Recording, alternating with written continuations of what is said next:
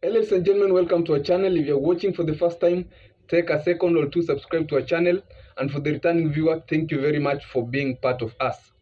Ladies and gentlemen, President William Ruto and former Prime Minister Raila Odinga are men on mission to earn the AUCC seat. Raila Odinga for the past 1 month has visited various countries, meeting various heads of states. Just a day ago, Raila Odinga attended the energy summit that was in Dar es Salaam, and he met different heads of states where he seeks support for the AUC seat. But one person he met and I want to talk about is the president of Nigeria. And this is what Raila Odinga said about the talk or the meeting with the president of Nigeria. I had an inspiring moment with His Excellency Bola Ahmed, President of the Federal Republic of Nigeria, at the African Heads of States Energy Summit, sharing insights and forging partnership of a brighter future. Thank you, Mr. President, for engaging dialogue.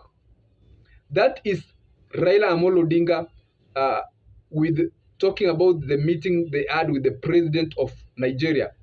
Ladies and gentlemen, I've always told you that one of the people who influenced Raila Odinga to run for the AUC seat is the former president of Nigeria, who is a very close ally of Raila Odinga, His Excellency former President Obasanjo.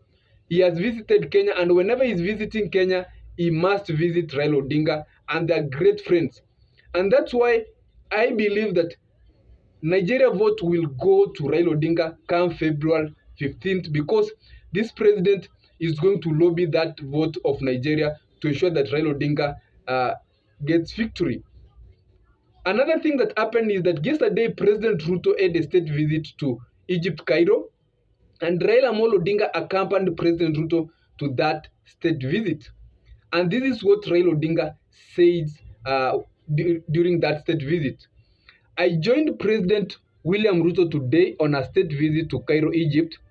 I extend my sincere gratitude to His Excellency President Abdel of Egypt for the warm and gracious welcome. Thank you, President El-Sisi, for your stability and for your unwavering support of our united and prosperous Africa.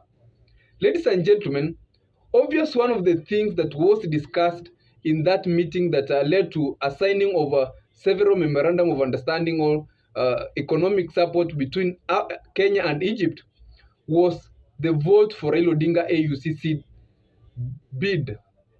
And it's now obvious that Egypt is highly likely or is going to support Raila's bid for the AUC seat.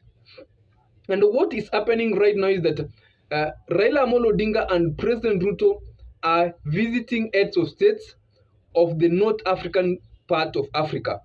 Remember that Raila Odinga 1 or 2 weeks ago visited the south part of Africa, where he visited South Africa and other countries that are major members of the SADC, that is the South Africa Development Community.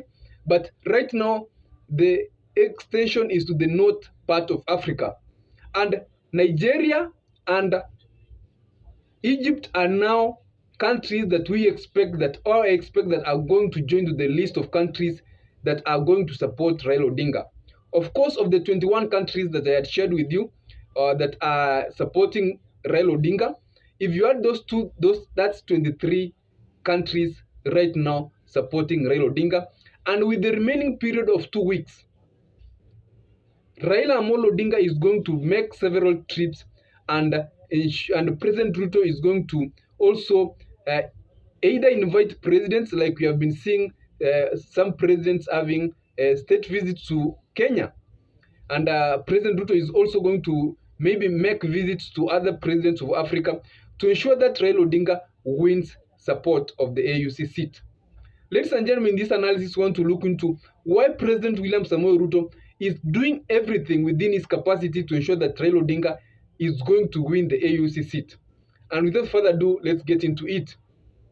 The reason number one is that the AUC seat is the thing that will determine what will happen in the Kenyan presidency 2027. President William Ruto right now greatly depends on the Raila Odinga strongholds. That's the Luo Nyanza, the western and the coastal part. Having lost the Mount Kenya region, President Ruto intends to substitute it with the Raila Amolo Odinga strongholds. That's why President Ruto has been going to Kisumu. Some day back, we saw him going to Kisumu, Korea, and he was being cheered. He's been in Western region, where he visited the sugarcane farmers and made a lot of promises, a 6-day tour in Western region. He's been to the coastal region. Apart from that, even in the broad-based government, we saw Raila Amolo Odinga allies being incorporated in the government. And those allies are coming from Luo Nyanza, where we are from Western region, that's Oparanya, and Joe is from the coastal region. All these efforts, ladies and gentlemen, these are people who are going to rally support for President William Ruto in the 2027 general election. That's why Raila Amolo Odinga must win the AUC seat to ensure that Raila Odinga is not on the ballot come 2027. Otherwise, any slight mistake and Raila Odinga loses that seat, it means that Raila Odinga will come back, reclaim his ODM party as a party leader. Remember that the acting party leader right now is the governor of Kisumu. And Raila will reclaim it. Remember that Raila Odinga has not lost any of his constituents. President William Ruto won with a margin of 200. But President Ruto has lost the Mount Kenya region. But for Raila Odinga, he hasn't lost any of his constituents. If Raila Odinga wants to lobby support from his constituents, he will get votes like he got in the 2022 general election. Because he will get votes from Luo Nyanza, he will get votes from Western region, he will get votes from the coastal region. And if President Ruto is running against Raila Odinga without the support of Rigathi Gachagua, then trust me, Raila Odinga will win that victory, will win that presidency. That's why President Ruto is ensuring that Raila Odinga goes to a UC seat so that President Ruto will come, mobilize the Raila Odinga strongholds to see that if he can compensate with the huge vote he has lost from the larger Mount Kenya region that gave him about 50% of his votes. Number two reason why President Ruto is really supporting Raila AUCC bid is that during the protest that happened last year, at the month of, that was June, yeah, Raila Amolo Odinga is the one who came to rescue the situation for the government. And it's true Raila Odinga that it's believed that is the one who incorporated some of his people to government, something that cooled down the temperatures of the timber that had happened in the country. Remember that it was a very huge protest, people invading parliament, and a lot of things happening. But it's true Raila Odinga that the government stabilized. And this is a return of hand. Maybe Raila Odinga supported President Ruto during that time, and that's why President Ruto is also returning that support, also in an inclusion to add to the 2027 general election, of course, in the terms of a broad-based government. Ladies and gentlemen, those are the two bigger reasons why President Ruto is supporting Raila Amolo Odinga to win the UC seat. Remember that there is what is happening in DRC, of the chaos that have happened, that even the embassy of Kenya was also attacked. President Ruto yesterday conducted a meeting with the heads of East Africa, heads of states in East Africa, where they talked about various issues and tried to address what is happening or going on in the DRC Congo. Ladies and gentlemen, you can tell me what you think about what is going on. Will President Ruto close the margin? Remember that Raila Odinga needs 33 countries. There will be 49 countries, heads of states making vote come February 15th, because we have 54 nations, and but 5 are suspended, so 49 countries, and you need 2/3 of the countries to win the AUC seat. So Raila Odinga needs 33 plus countries to win the UC seat. And remember that if you win in the first round without 33 votes, you still return to the election, and lobbying is done until one candidate finally gets 33 votes and above. Ladies and gentlemen, you can tell me what you think. Will Raila Odinga manage to get 33 heads of states supporting him for the AUC seat?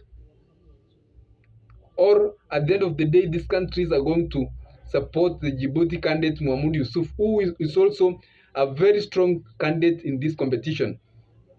A man also who cannot be underrated, because he's been campaigning and he has some things that are favoring his side, including the Islamic organization, French-speaking countries, and a lot of things surrounding the international issues of within Africa and outside Africa.